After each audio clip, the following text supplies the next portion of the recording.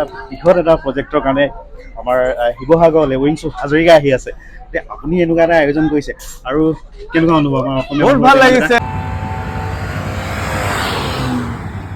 বন্ধুসকল, এনেকৈ আমি আহি পালোহি বগীবিলৰ কাঞ্চনজংঘালৈ।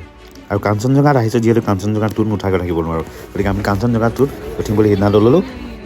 আৰু এনেকৈ ভণ্টিয়ে টিকেট চেক কৰিলে আমি নিৰ্দিষ্ট ঠাইলৈ গ'লোঁ আৰু এছক কিটচেন ইয়াতে বনাই মেলি একচুৱেলি যিখন কাঞ্চনজংঘা টুৰ আছে তাৰ ভিতৰতে বনাই মেলি প্ৰভাইড কৰে চবৰ কাৰণে।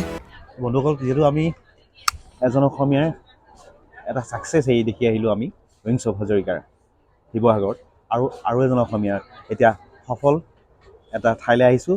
মানে আমি আহিছোঁ বগীবিলৰ কাঞ্চনজংঘালৈ। কাঞ্চনজংঘাত আমি ইতিমধ্যে আহি পালোঁ। আৰু কাঞ্চনজংঘাত অহাৰ পিছত আমি প্ৰায় 4মান বজাত আহিছোঁ। 300 টকা পে' কৰি কিনে আমি ইয়াত টিকেট ল'ব লগা হ'ল। 300 টকা পে' কৰোঁতে এটা পানী বটল আৰু লগতে টি কমপ্লিমেণ্টৰী দিয়া হয়। আপোনালোকে ইয়াতো মেনু দিয়া হয়, ইয়াত খানা চানাও ল'ব পাৰিব। যিটো সময়ত আপোনালোকে ইয়াত মানে টুৰটো কৰিব, ইয়াত সেইটো সময়ত আপোনালোকে ব্ৰহ্মপুত্ৰত ঘূৰা সময়ত মানে খোৱা লোৱাও অৰ্ডাৰ দিব পাৰিব। ধুনীয়াকৈ মেনুখন থাকে। মেনুখন এবাৰ আমি দেখাই দিওঁ বন্ধু। মেনুখন এয়া স্ক্ৰীনশ্বট ল'ব পাৰে। এনেকুৱাকৈ এইবোৰ বস্তু থাকে, আপোনাৰ চাই ল'ব পাৰে। আৰু আমিও চাই লওঁ কি খাওঁ, ভাল লাগিব। ব্ৰহ্মপুত্ৰত ধুনীয়া পৰিৱেশ দেখাম আৰু বগীবিলখন আমি ওচৰৰ পৰা দেখাবলৈ চেষ্টা কৰিম। ভিডিঅ'টো চাই যাব।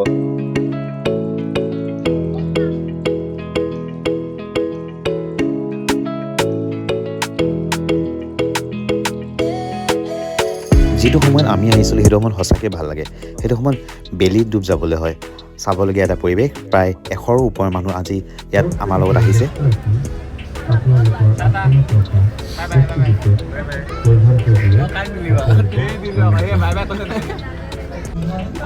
একদম কেবিন ক্ৰুৰ ওচৰত আহিলোঁ। তেখেতে ধুনীয়াকৈ ড্ৰাইভ কৰি আছে, দেখিব পাইছে।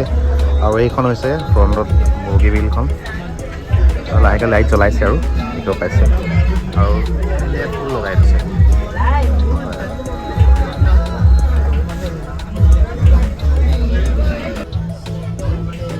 কিমান সময় নিয়ে ন খোৱাটো? 50 মিনিট ন?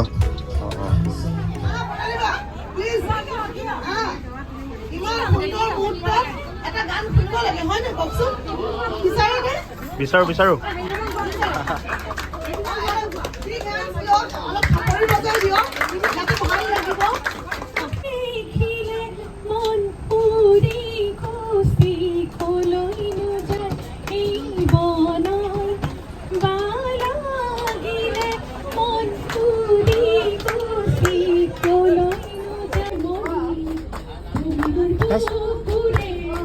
Clap, clap.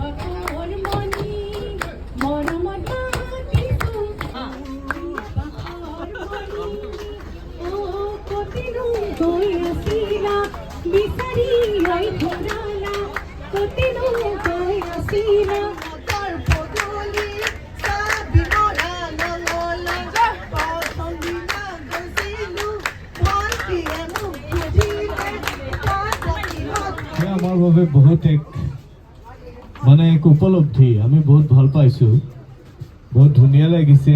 কোনে গান গাব পাৰে, কোনে গান গাব নোৱাৰে সেইটো ডাঙৰ কথা নহয়, কিন্তু আপোনালোকে উপভোগ কৰিছে, আপোনালোকে এনজয় কৰিছে, সেইটোৱে বহুত ডাঙৰ কথা। আৰু গতিকে আপোনালোক সকলোকে টিম কাঞ্চনজংঘাৰ তৰফৰ পৰা মই গৌতম বৰদলৈ জনাইছোঁ বহুত বহুত ধন্যবাদ। আৰু এই নতুন বছৰৰ বাবে আপোনালোক সকলোকে জনাইছোঁ উলগ আৰু শুভেচ্ছা।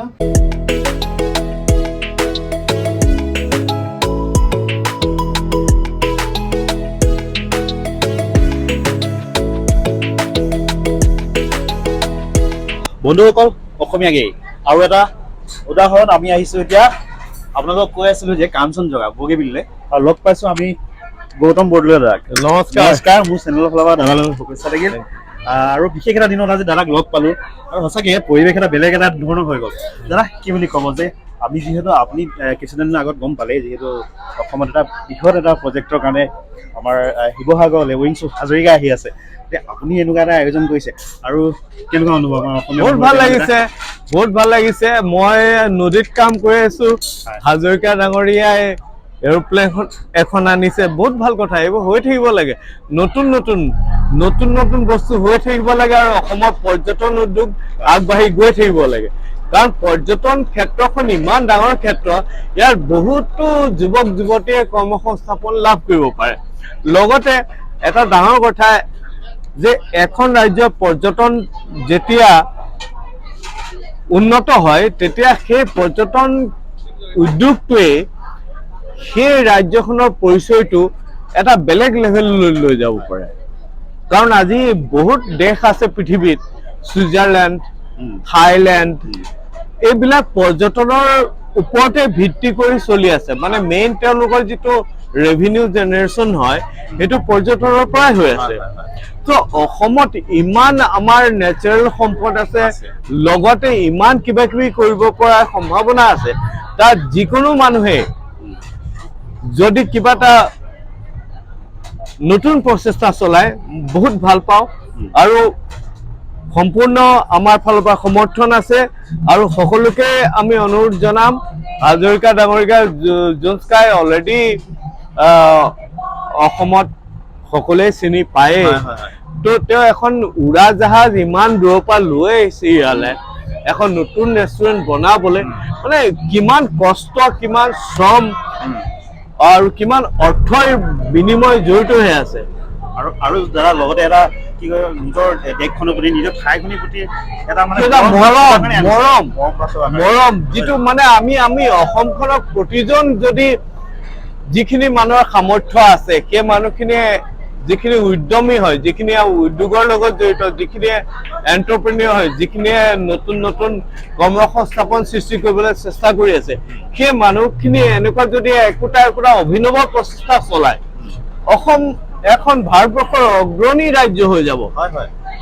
ব্ৰিটিছ থকাৰ দিনত অসম, বেংগল এইবিলাক ভাৰতৰ টপ 5 ৰাজ্যৰ মাজত আছিল। অসমৰ তেল উদ্যোগ, অসমৰ চাহ উদ্যোগ এইবিলাককে লৈ অসমৰ ইকনমিক যিটো এটা ষ্ট্ৰেংথ আছিল সেইটো ভাৰতৰ টপ 5 ষ্টেটৰ মাজত আছিল। কিন্তু আমি আজি ক'ত আছো? আজি আমাৰ ল'ৰা ছোৱালীবিলাকে কৰ্মসংস্থাপন বিচাৰি বিভিন্ন ৰাজ্যলৈ যাবলগীয়া হৈছে, তাত গৈ মাৰো খাবলগীয়া হৈছে। আটাইতকৈ দুখৰ কথা সেইখিনিতে। চ' আমি আমাৰ অসমখন য'ত সকলো সম্পদ আছে, য'ত সকলো পচিবিলিটি আছে, সম্ভাৱনা আছে, তাত আমি কিয় কৰিব নোৱাৰিম?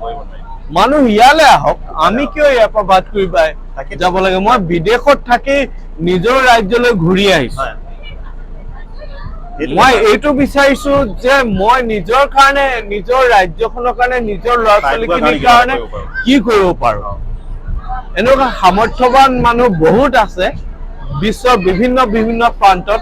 তেওঁলোককো মই অনুৰোধ জনাম যে আপোনালোক অসমলৈ ঘূৰি আহক, অসমখনক আগবঢ়াই লৈ যাওক, অসমখনক ভাৰতবৰ্ষে এখন অগ্ৰণী ৰাজ্য হিচাপে গঢ়ি তুলিব লাগিব। সেইটো একমাত্ৰ ইকনমিক এক্টিভিটিৰ দ্বাৰাই হ'ব, অৰ্থনৈতিক এটা আন্দোলন হ'ব লাগিব। আৰু হৈছে য'তেই কাম কৰক, মই যেতিয়া সৰ্বোচ্চ যেতিয়া দি দিম তেতিয়া সেই প্ৰজেক্টটো ছাকচেছফুল হ'বই। দাদা ইয়াৰ আপোনাৰ নেক্সট প্লেনিং কি আছে? নেক্সট প্লেনিং মানে এতিয়া আমাৰ প্ৰথমতে কাঞ্চনজংঘা 1 হ'ল, কাঞ্চনজংঘা 2 হ'ল। এতিয়া আমাৰ ৰিভাৰ ফ্ৰণ্টত আমি কটেজেছ বনালো থাকিবৰ কাৰণে, ৰিভাৰ ফ্ৰণ্ট ৰেষ্টুৰেণ্ট বনালো, আৰু ৰিচেণ্টলি আমি হাউচ বোট বনালো। যিকি নহওক দাদা শুভেচ্ছা থাকিল, আপুনি যাতে থেংক ইউ আমাৰ মাজত ভাল ৰাইজৰ কাৰণে আৰু গোটেই পৰ্যটকথলীৰ কাৰণে, অসমখনৰ কাৰণে এটা নতুন বস্তু দি যাব পাৰে। ধন্যবাদ থাকিল দাদা। ধন্যবাদ। গৌতম দাৰ কথাবোৰ মোৰ কিন্তু খুব ভাল লাগিলে। আপোনালোকৰ কেনেকুৱা লাগিলে জনাব। তাৰপিছত আমি লাহেকৈ আহিবলৈ ওলালোঁ। তলৰ ফ্ল'ৰটো আমি যিহেতু দেখুওৱা নাছিলোঁ, সোমাওঁতে যিহেতু ফ্ল'ৰ হয়, এই দেখিছেনে তাৰ ইণ্টেৰিয়ৰটো ইমান ধুনীয়াকৈ সজাই থোৱা আছে, ইয়াতো বহিবলৈ সুবিধা কৰি দিয়ে। কিন্তু আমি মানে যিটো ফাৰ্ষ্ট ফ্ল'ৰ আছে তাত উঠি ফুৰিবলৈ গৈছিলোঁ ব্ৰহ্মপুত্ৰখন। কাঞ্চনজংঘা কেনেকুৱা লাগিলে? দাদাকো লগ পালোঁ, গৌতম বৰদলৈ দাদাকো লগ পালোঁ। তেখেতৰ পৰা যথেষ্ট কথা জানিব পাৰিলোঁ। অসমীয়া পৰ্যটকথলীলৈ যে কি নতুন উদ্ভাৱন হৈ আছে সেইটো জানিবলগীয়া কথা। এনেধৰণে ভাল ভিডিঅ' পাবৰ কাৰণে চেনেলটো ছাবস্ক্ৰাইব কৰি ৰাখিব আৰু ভিডিঅ'বোৰ চাই যাব। ধন্যবাদ।